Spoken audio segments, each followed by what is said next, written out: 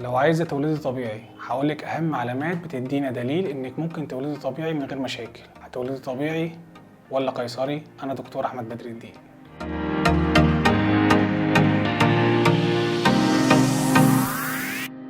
في ولادتك الطبيعي فيها 3 أشخاص، انتي والبيبي وانا في النص ما بينكم. هنبدا بالبيبي. البيبي وضعه جوه الرحم مهم جدا في قرار الولاده اذا كان طبيعي ولا قيصري. انسب وضع الولاده بالنسبه للبيبي ان هو يكون مقلوب، راسه لتحت ورجليه فوق. مش معقوله انا هولد بيبي قرر ان هو يقابلني بالسكسونيا بتاعته، انا هولده قيصري، لان اكيد الولاده دي مش هتكمل على خير. تاني حاجه مهم، وزن البيبي مهم جدا في النقطه دي. الوزن اعلى من 3 كيلو 800 ده بيبي صحته حلوه، مش هيطلع بالطبيعي بالساهل. الافضل ليه لو وزنه زايد ان هو يتولد قيصري. لو البيبي ضغط الولاده او طلق الولاده مؤثر على صحته او مؤثر على الدوره الدمويه اللي رايحه للبيبي، وده بنعرفه عن طريق رسم نبض الجنين او السي تي جي، او حصل نقص شديد في الميه حوالين البيبي اللي هو نتيجه انفجار كيس الميه بدري في بدايه الولاده، فالقيصري ساعتها هو افضل حاجه ليه.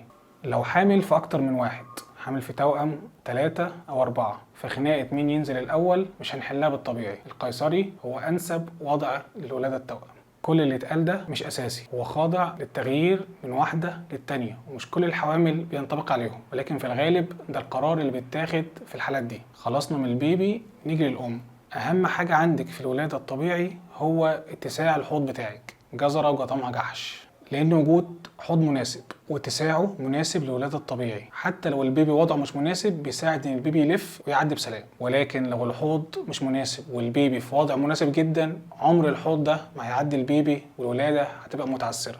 ده كله بيتعرف ازاي؟ اتساع حوضك ووضع البيبي ان هو مناسب للولاده ولا لا بيتعرف عن طريق الفحص المهبلي او فحص النساء زي ما بتسموه، بيكون في الاسبوع ال37، وملهوش اي مقياس تاني للاسف. فحص النساء اساسي لولادتك الطبيعي. مع بدايه اول مرحله للولاده مع تقدمها الفحص المهبلي هو الوسيله اللي بتساعدنا اذا كان الولاده دي هتكمل معانا بسلام ولا هنولد قيصري. انا خلصت، شكرا ليك.